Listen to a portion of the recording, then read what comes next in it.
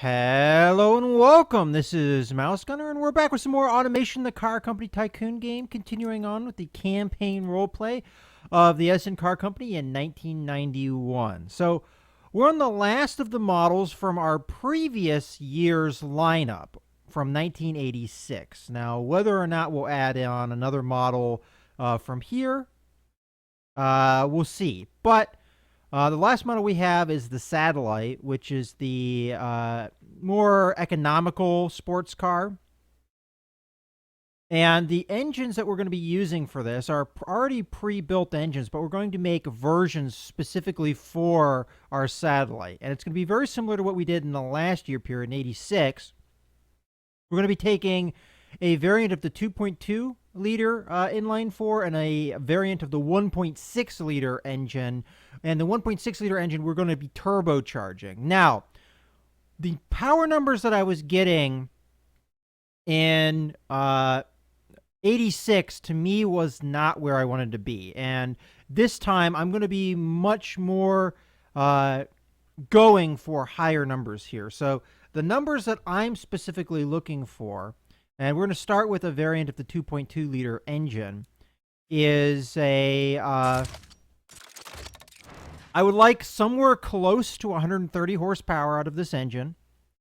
And then I would like, with the turbocharged variant, I'd like to get close to 200 horsepower. So we'll have to see if I can pull that off. So first things first, how are we going to modify this thing to get the power numbers that we want? I'm going to keep with the restriction of using regular fuel here, though, because it's supposed to be a more economical sports car. So I could take advantage of, for instance, premium fuel or super fuel even, and really easily get these numbers where I want them. But for now, let's think about what we're going to do to modify this engine. And let's make a variant of this engine, or clone it, I mean, before we start messing with our old engine. Now, one of the first things we can do is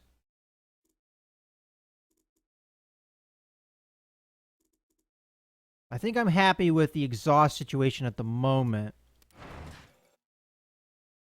I'm thinking maybe making the fuel mixture a little bit richer. First off, that'll get our power up, but also it'll allow us to tweak some things. More than likely, I'll go more aggressive with the cam profile as well.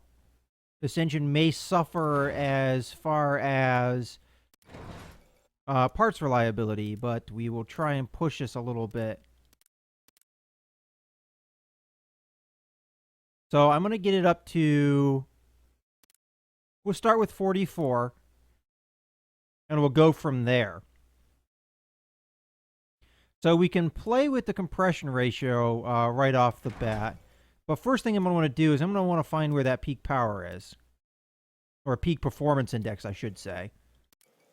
So it looks like 6,200 is where it comes in, but we're having parts reliability issues as a result. We were at, what, 5.9 before? You know, I like having it above 60, especially in this time period.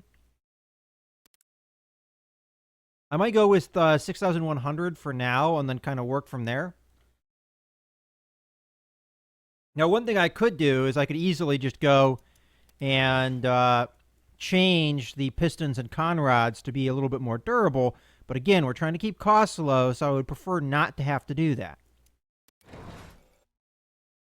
So we could go up on the compression ratio, but before I do that, I think I want to work with the ignition timing. I think it's going to be difficult with this engine without doing something too extreme, really hurting our fuel economy or other things, to get this thing to produce 130, which is what I'm looking for.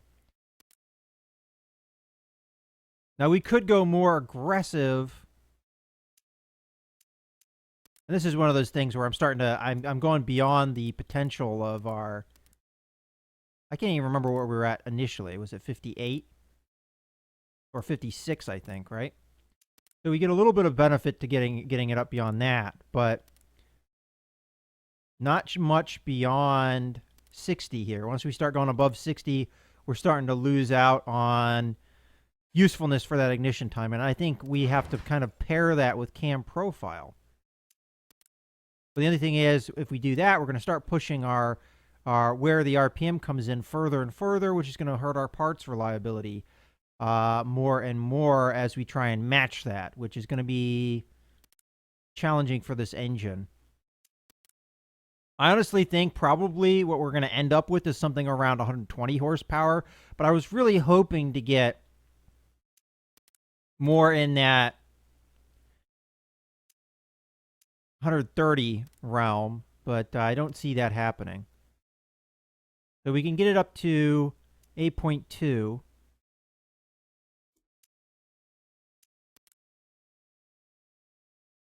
Let's see what we can do with this beyond. Will it allow me to do ignition timing to benefit? Nope.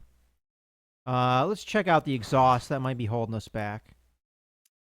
Doesn't appear to be.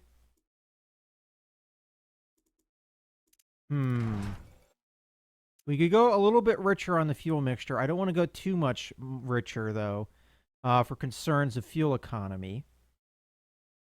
So I'm thinking we'll go 2 points up, which really honestly didn't give us any power at all, which is kind of disappointing.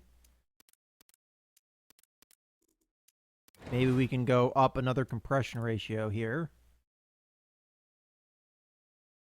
And yeah, struggling to get 120 is not really what I wanted to see here. And see, even messing with that ignition timing even a little bit. Sometimes you can kind of overcome that hump. Oh, of course, we're knocking. That's probably part of the problem right there. But as you can see, like the difference between 60 and 62 is I'm starting to get it back up to 117 horsepower. But look, the performance index is worse too. So, of course, I also changed where the power came in, which might be a big reason why that happened.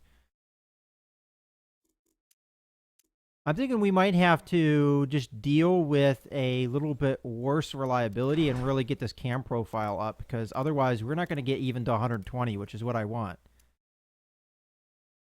And I think that's about as far as I can push it. I don't think I can do much more than that. Nothing is going to be helped by doing the ignition timing. I mean, not ignition timing, exhaust.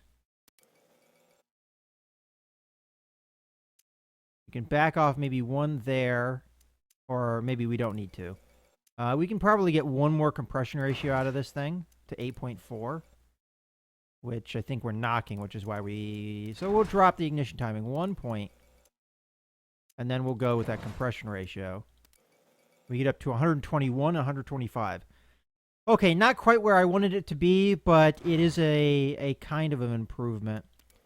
Now, the main reason I wanted to do that, because early 90s MR2s, I believe, the 2.2-liter engine that they had was around the 130, 135 mark, horsepower-wise, if I remember correctly. Now, that might have been a few years from now, 2 or 3 years from now, that they were getting those power numbers.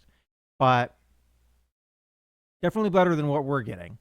But I think I am happy with this as it is. We got some more horsepower out of this engine, so I'm going to call it the 2.2 HO for high output and save that on up.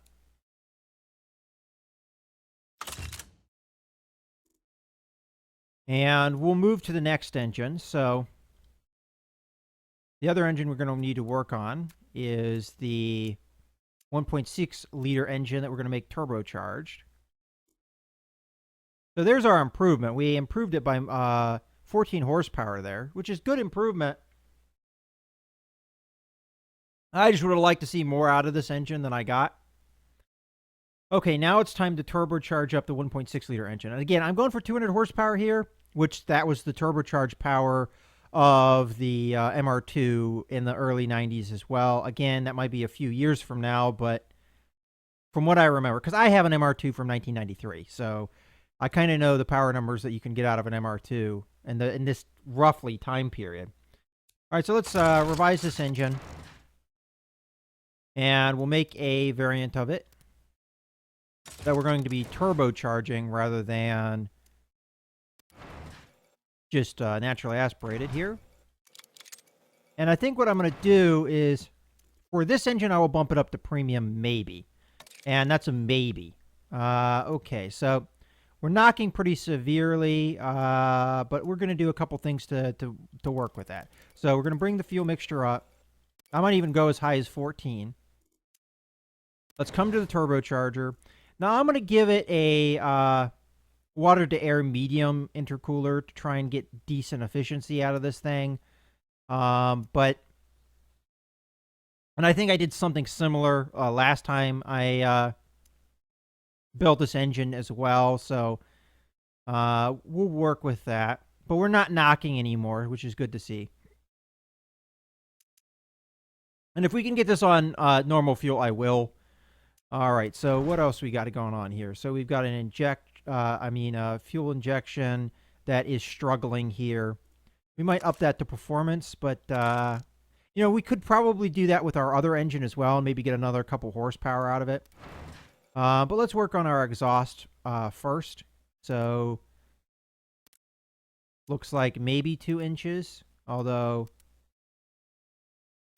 I'm not really seeing a benefit between 1.75 and 2, other than we lose a little bit. All right, so what's the difference between high flow and three-way?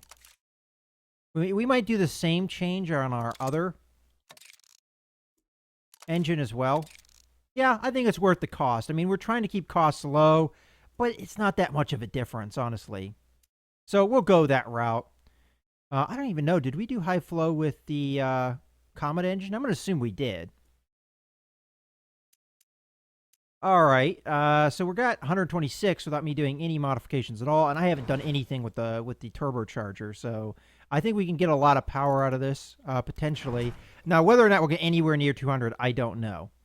And we didn't really have to mess with the compression ratio at all with that higher fuel quality, although we could lower the fuel quality if we needed to. Now, where that is coming in power-wise, we're probably going to have to mess with. So right now, we're at 6,500, 6,600, 6,700, and it keeps going, 6,800, 6,900. I don't want to drop below 50. That's a little bit too much. So 6,900 is our limit, but I'm not going to go to that. I'm going to go to...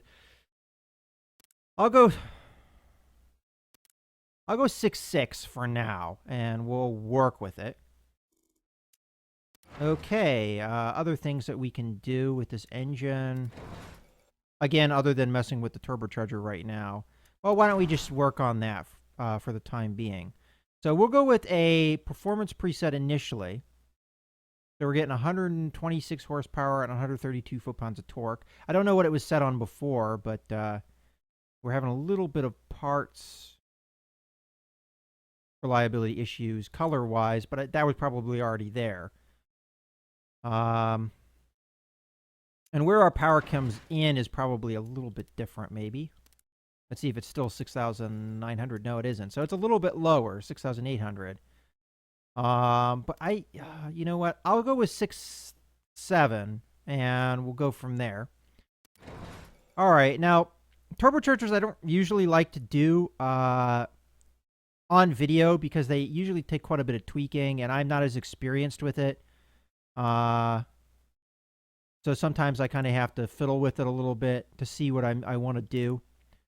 So I think I'm going to up the boost to at least 12.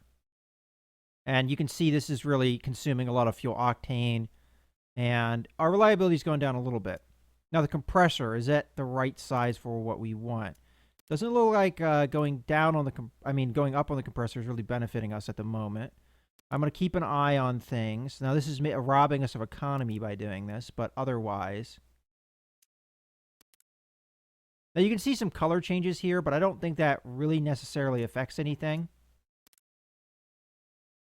Although it is affecting where the power is coming in, but that's actually kind of a good thing to bring it back. Now, I don't know how that's affecting our power curve, though. That might be something I want to consider. It looks like the power's coming in a little earlier, which is kind of what I'd like to go for. And I don't want to go too extreme with this, though. So I'll put it here for now, but we'll play with it. Now the turbine size is going to be a difference maker as well, with not only when the power comes in. Doesn't seem to be affecting how much power we're getting, but it will affect when the power comes in. And I'd like to get it a little bit smoother and a little bit sooner.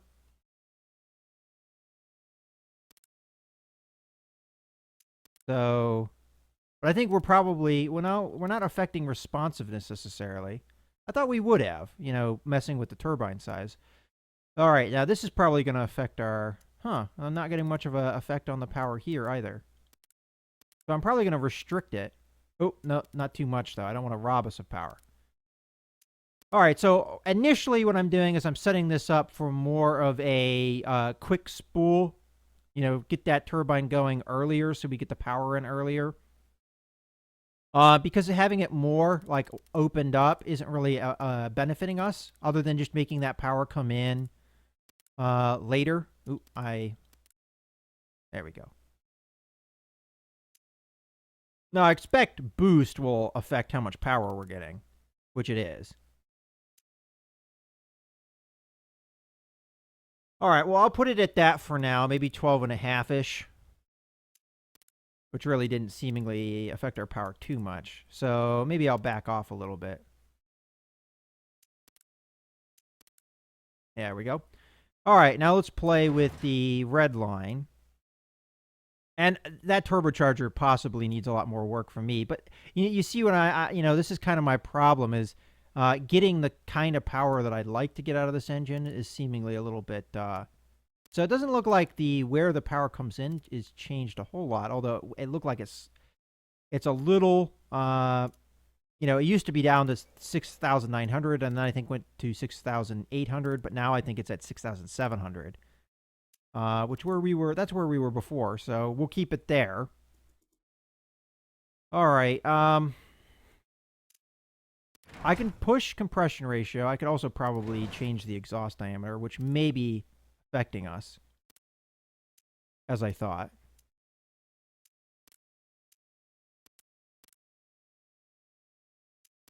We'll keep it at 2 for now.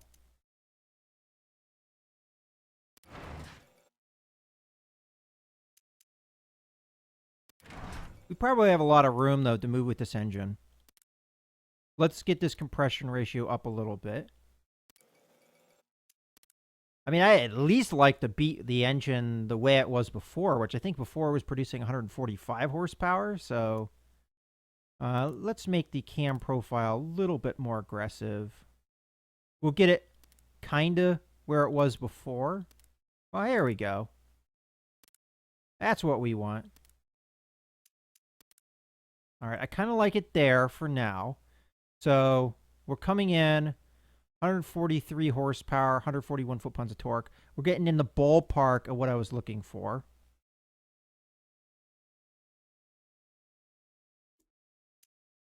And then we'll play with the red line here.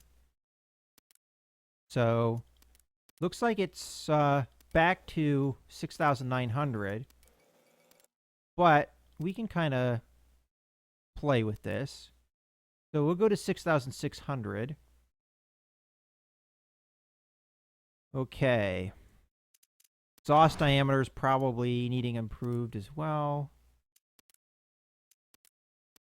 I have to keep in mind that this will affect the turbocharging system directly, because if you're familiar with how a turbocharging system works, is it takes from the exhaust.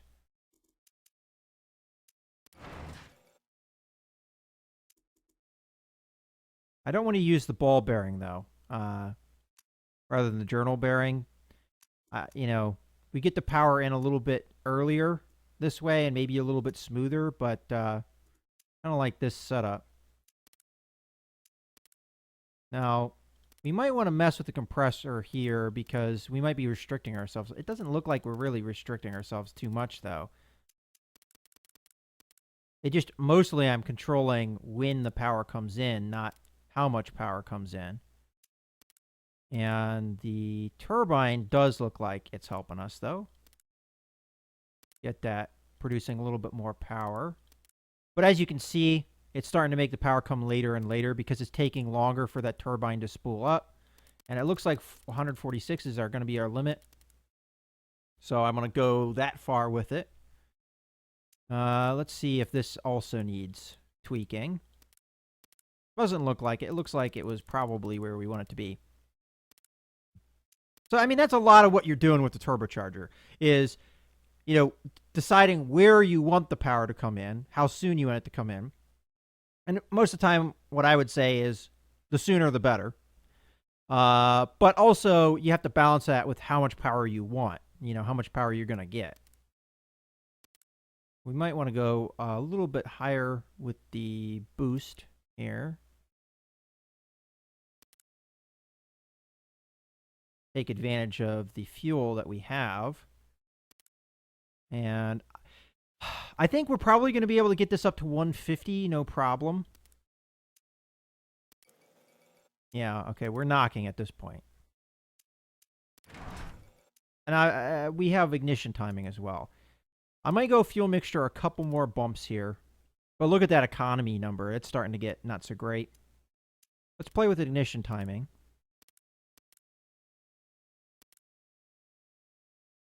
Much as it will let us. It starts to knock at that point.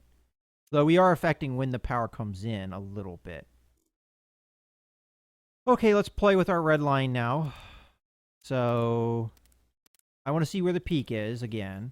So it looks like it's back to 6,900. Nothing's changed there. But I'm going to do... We'll keep it on 6.6.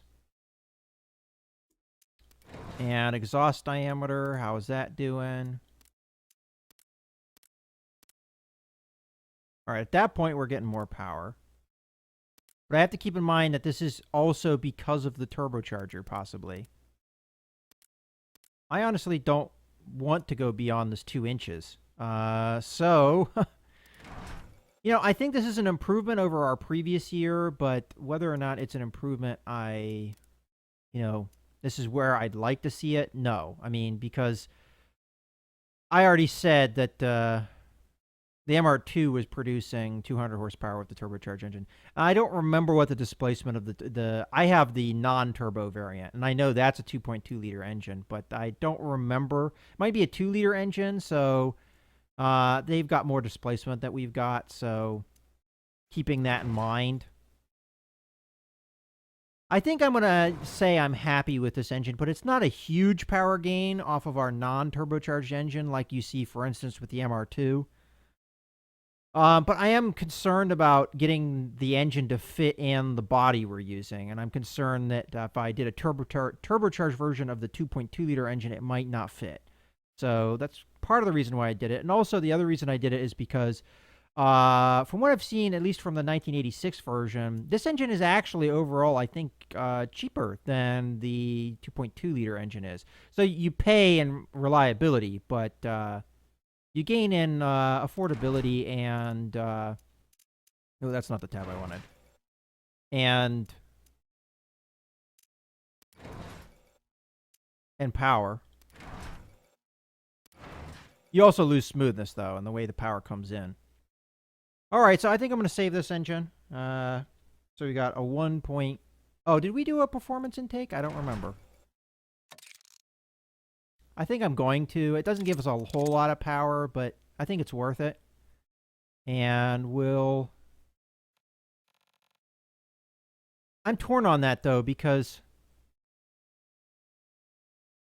Like the MR2, for instance, and again, I'm drawing this from experience with my own, you know, vehicle, has a more, you know, standard intake style.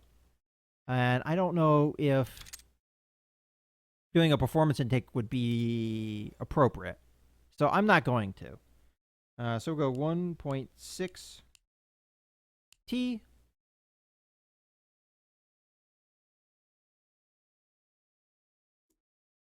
I'm really torn on this performance intake thing, though. Let's see what the difference is as far as everything goes. So it costs the same. Yeah, honestly, this is mostly just a role-playing choice. I mean...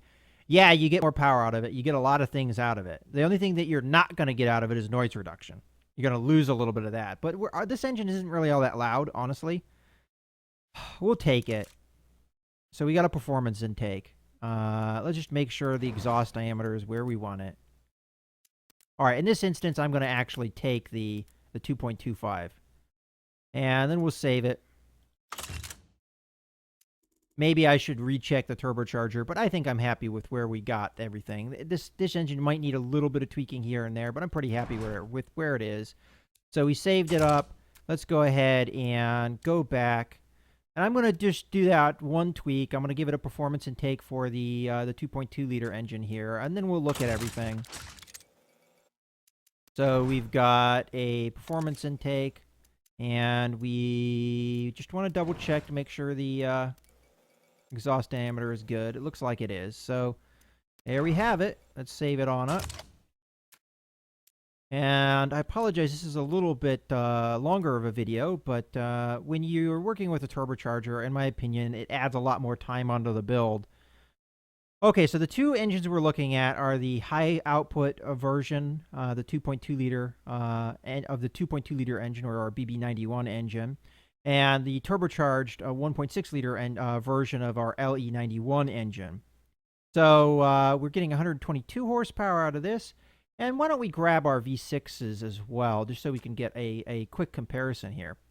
So we've got 153 horsepower out of this and 150 foot-pounds of torque, which isn't too bad off of... we're not going to use the Constellation engine, although that might actually be inappropriate because it uses the same fuel quality. So we will. We'll use this version. So the V6 gets a little bit more power, 1 horsepower, but definitely more torque. Now our high output variant is not going to really compete well with the V6, but 122. So it's the most powerful of the inline fours outside of this turbocharged version we have. The naturally aspirated inline fours that we have. 126 foot-pounds of torque, not too bad. As far as responsiveness, not doing as well with the turbocharged engine here, but that makes sense. You've got the spool up time. That's going to make it a little less responsive to get that turbocharger going. But the 2.2 high output engine, not too bad responsiveness wise, doing pretty good. It's doing better than the V6 anyway. But again, this is more for a comfort oriented vehicle, so keep that in mind as well. So then we have smoothness. These engines aren't all that smooth. The 1.6 liter engine, though, is smoother. That's interesting to see, but it is a smaller engine. So usually it's easier to get a smoother engine out of a smaller engine. But not as smooth as our V6s. But again, this is more for a comfort-oriented vehicle, so that makes kind of sense with the way that it's built. Now, loudness, this is a lot quieter. Again, comfort-oriented. And as I said, that 1.6 liter engine, not too loud. It's only 38. Whereas our 2.2 liter engine is at 45. So this is actually a pretty quiet engine. I mean, if you compare that to the Stars engine, that's a 42. So this is one of our quietest normalish engines. So decent there. And then we have our reliability, and this is where these two engines are not going to do so well. So we've got 55 with the 2.2 engine, and we've got 54 with our turbocharged engine. You know, that's not bad. The turbocharged engine's not too far off with our 2.2, but the 2.2 we pushed a little bit harder to get it to get a little bit better performance index. So I did make some compromises there. But when we compare that to the V6s, we've got 62 here. Now, these I purposely built to be a little bit more reliable. As we see with the normal variant of the 2.2, it's at close to 61. I mean, the same number, 61 there. So these engines not as reliable. They're pushed a little bit harder. You got the cam profile up much higher. So that's where that's coming from. Weight, our turbocharged engine is going to be nice and light.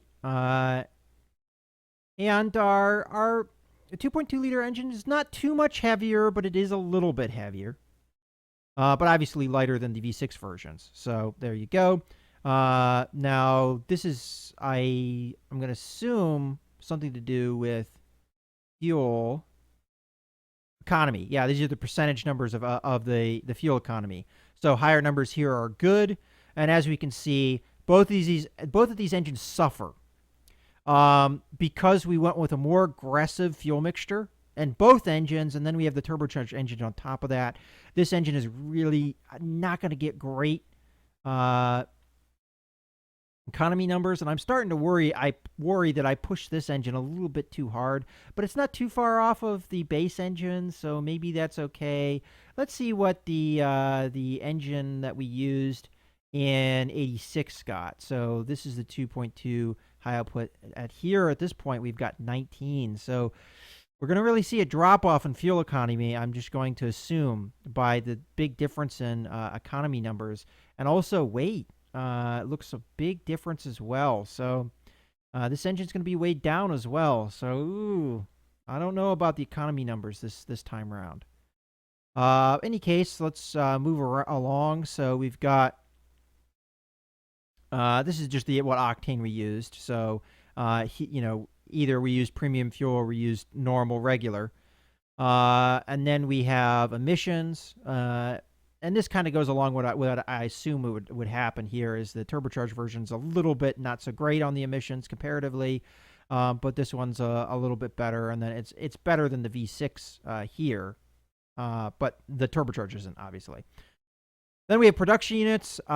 Here, it kind of goes where you'd think it would. It's a little bit more expensive for our turbocharged version and a little bit longer to build.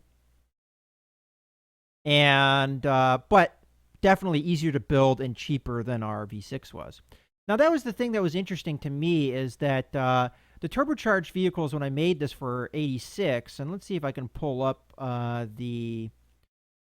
what was the name of the engine? LE? Okay, yeah. So let's pull up the engine from 86.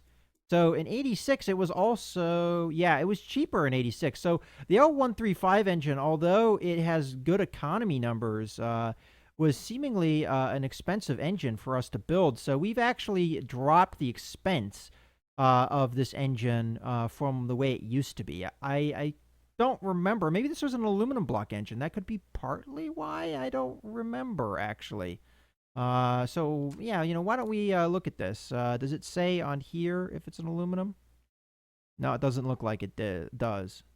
Well, in any case, I hope you guys have enjoyed this video. This is Mouse Gunner, and and as much as I say, just before I sign out here, another big difference though we have is the difference in the power. I mean, we're adding on more than 20 horsepower than what we were getting before. So I think the difference in the economy is understandable. In any case, as I was saying, I hope you guys have enjoyed this video. This is Mouse Gunner signing out.